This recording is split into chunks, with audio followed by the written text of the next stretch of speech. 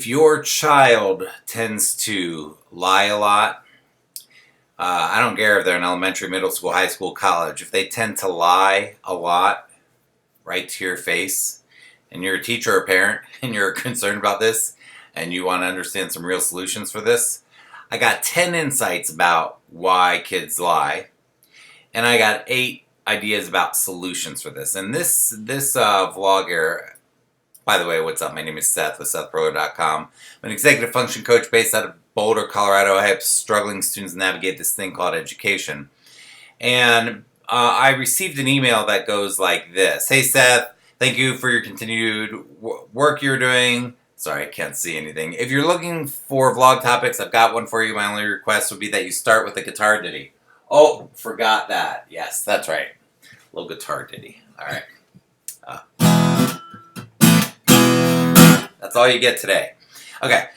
I'm noticing a pattern of lying in the students I work with, and other colleagues are experiencing this as well, and even with my stepson, and that's an even more challenging scenario.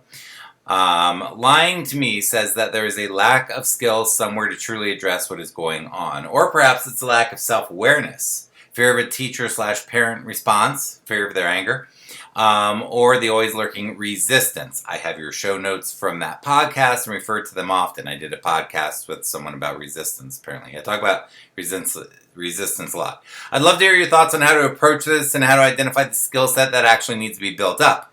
How can we as educators, parents, caregivers hold space? I love that you use the term hold space. It's such an important term in this discussion.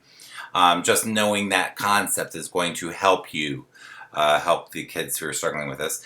How can we as educators, parents, and caregivers hold space for the learning process and change of beliefs in students that needs to take place while working through our own disappointment at repeated dishonesty? Thank you, from Holly. All right, so awesome question.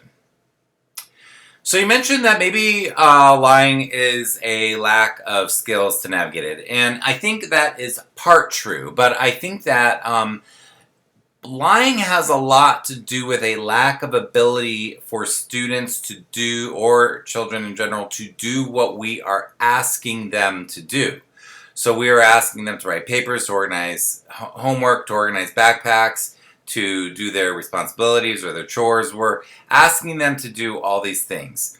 And what's happened over the years, over the decades, is that we have piled more and more on these kids' plates. Our measures of what success is often based on productivity in this culture. So kids who struggle with executive function and struggle with productivity are definitely at a loss in this culture to appear successful. So we pile so much on them. So I think that a lot of the lying often comes from a lack of the ability to do what we're asking them to do. And that's very stressful. Kids want to do well. They try. And a lot of these kids are trying so hard, and a lot of it's not noticed. They feel like nobody sees me. Nobody understands how hard I'm trying. And there are other things that are going on, which I'll mention in a minute. So, I'll mention it right now, actually. So I talk about iceberg theory a lot. And one thing with iceberg theory I want to mention with trying is, let's say that with iceberg theory, we see the tip of the iceberg. We see the lying, we see the D's and F's, the zeros, the missings, the incompletes, the not following through. We see these things, and we see what's on the tip of the iceberg. But what is the cause? What's underneath the iceberg? What do we need to know to really help this human being? And one thing in terms of effort that we often don't see is kids, for example, who struggle with sensory issues. So their senses are heightened, they're hearing everything, it's very distracting to them, they're seeing everything, they have sensory processing issues. It's really hard for them to process everything, filter it properly. So their brain is working differently than other people's brains. Kids who struggle with sensory things I'm using as an example right now. And you can't see that visibly. It's underneath the tip of the iceberg, yet we are expecting the same thing of these kids as all other kids. And it's something we don't even see, but it's really impacting their ability to focus, to concentrate, to execute, to do the things that we are asking them to do. So they're trying harder than everybody, and they're getting beat down. Before I get into the 10 insights of why these kids lie, I want to talk about this. I used to lie all the time. So I remember when I was in kindergarten, the first time that I got caught in a big lie. And what happened was, I don't know why I did this. I think I was looking for a reaction, but I had just sharpened my pencil, and this kid named Joel was coming to sit down next to me. I remember this like it was yesterday. I take the pencil. As he's sitting down on the chair, I put it under him. The kid sits on the pencil, pokes him in the butt. He starts crying, and I think for me, I think I was looking for reactions. I don't know what was going through my head, to be honest. But I got sent to the principal's office. I'm sitting there, Joel's sitting there, the principal is sitting there, and he goes, "I want you to look at me in the white of my eyes." He says, "Why did you do that?" And I remember sitting there, and I'm looking at him dead in the eye. And I said, "Well, he," pointing to the kid, "put a thumbtack on my chair." And the kid is crying, and he goes, "I did not." And that was a bold-faced lie. I looked the guy straight in the eye, and I said, "Well, somebody did." And I got away with that lie. And that was a very powerful experience for me as a kid, because what I learned was that I can lie and get away with it. And I proceeded to lie anytime I, quote, needed to, or thought that I needed to, until I was about 20 or 21 years old.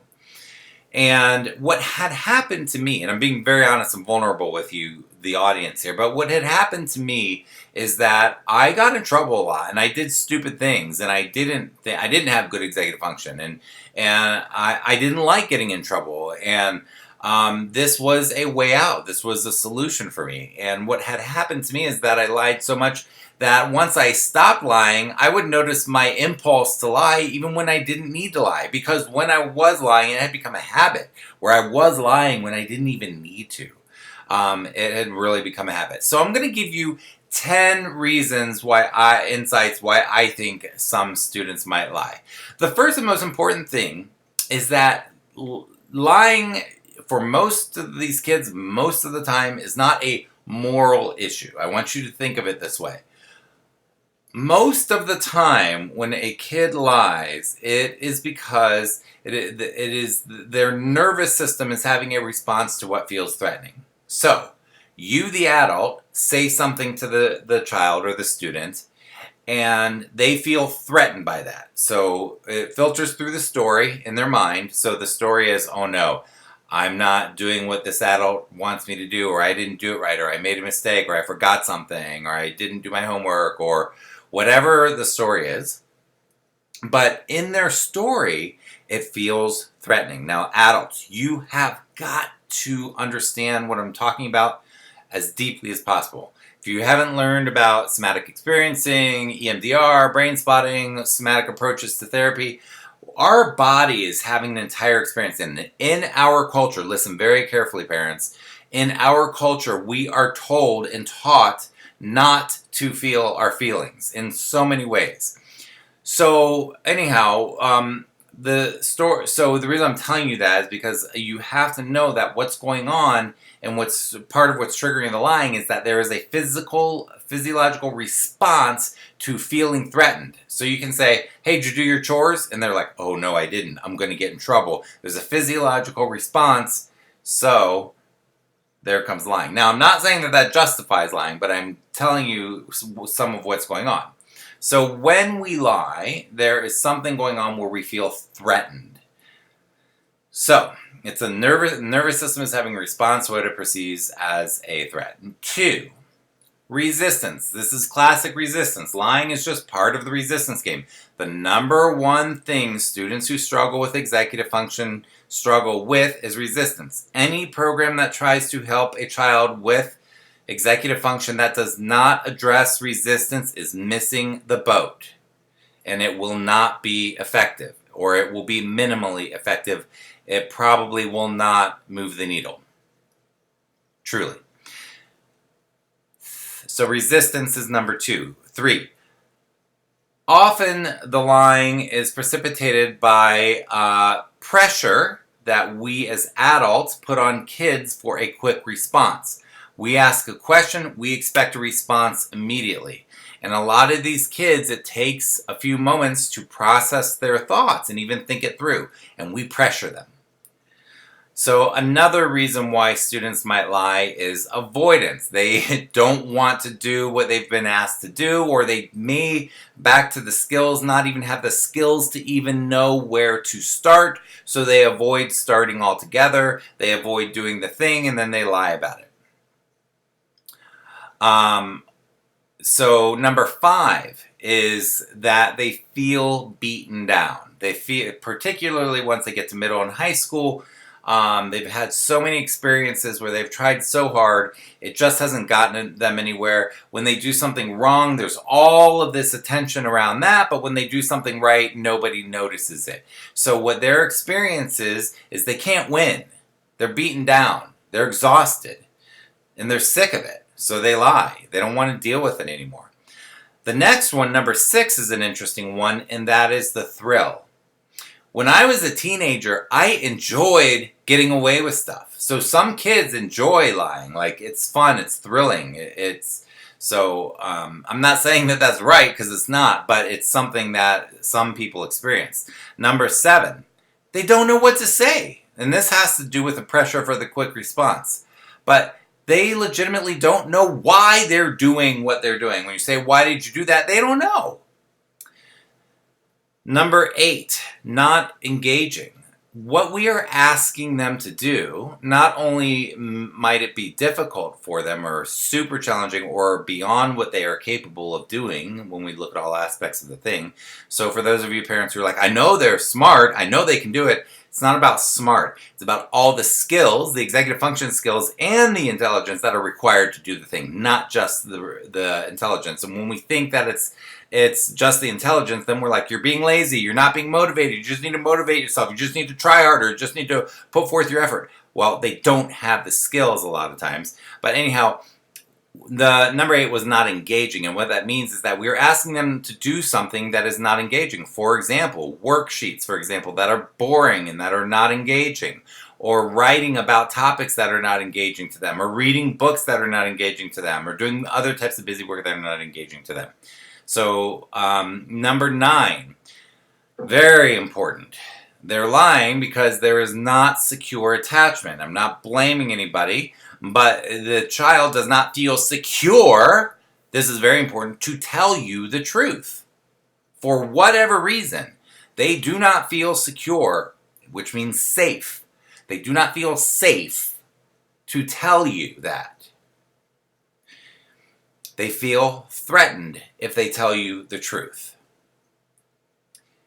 And usually that's because we, the adults, have trained them to feel unsafe in those situations, usually with punishment or condescension or shame. And finally, number 10, which I mentioned a little bit before with my story, is it's a habit. Sometimes they're lying for no good reason, and they're like, why did I even just lie about that? I wish I didn't lie about that. And it has become a habit. So I have 8 solution ideas for you when it comes to lying. Number 1, you have got to have healthy and securely attached relationships with the kids that you're working with if you want them to be honest with you. One of the ways that I'm able to help the students, one of the most important things that I do, maybe the most important thing that I do when I'm working with these complicated, resistant kids who are struggling or failing, who don't want help, who don't want to be there, what I have to do is I have to build a relationship with them where they know, Seth's got my back. Seth gets it. Seth gets me. Seth is understanding. He sees me. He hears me. I feel secure that he's not going to make me feel bad about this, that I'm okay with Seth. Like, he's got my back. So my number 1 solution is you have got to build the relationship. You have got to build healthy, securely, look up secure attachment and start looking up attachment theory and learn everything you can about that, because it is everything in this game. Number 2, solution. Help them understand what's going on somatically. Again, in this culture, we do not respect and value the somatic experience that we're having. We are not connected to our bodies. We're not aware of what our responses are. We just listen to our thoughts and feelings and think they're facts and just go with them, and we're impulsive, and we just, that's how we are in this culture generally. To help a child learn what's going on somatically. Oh, I noticed your shoulders go up when I ask you that. What's going on? You okay? Oh, I noticed your face scrunched up. Oh, I noticed your fists look tight. What's up? Oh, I notice you're scrunched over. To start to help them understand what's going on somatically. And that might mean you learning more about somatics as well. Number 3 solution, how I set it up when I think they might lie to me. So when I'm suspecting that we're in a situation where I know that a kid has lied a lot, and I'm about to ask them about something. I'm often working with students with their schoolwork. I got a kid, we got some school stuff going on. I figure out that they didn't tell me the whole truth about something. How I set it up is very important. And the way that I set up this conversation is I set it up. I say, hey, I'm about to ask you something. I want you to be really honest with me. You're not in trouble. I'm not angry in any way. I am on your side. I'm here with you. But we need to figure this out so that we can move forward. Are you ready for the question? And then maybe they say yes, or maybe they say no, whatever. But usually they'll be like, yeah. I'm like, okay. It's about X, Y, and Z. Okay. Here I go, blah, blah. So I'm setting it up. I'm allowing them to mentally prepare for the situation. I'm not blindsiding them. I'm not putting pressure on them. I'm giving them a safe space. You mentioned holding space to share what's going on. I am not disappointed with them. It's like, hey, you're safe. Let's unpack this. How can I help you? I am here to serve you, to help you, to be a service to you, to help you get through this stuff. What's up? So, and then, number 4, helping them with their awareness of lying. They may not, and probably are not, because a lot of it is very subconscious. It's a response. It's a reaction. They're not thinking it through, obviously. So helping them develop the awareness of lying in a safe way with no shame. Hey, dude, you lied to me. What's up? What's going on? You're not in trouble, but I want to understand this. How are you? So helping them and then unpack how it happened and help them develop an awareness. A safe awareness of that. Now, not only just being aware of their lying, but the next one, number 5, is of why they're lying. So helping them uncover that lying usually has to do with a fear of something. A fear of feeling threatened, feeling unsafe. What are you afraid of? What are we afraid of? What might happen if you told the truth? That's the fear.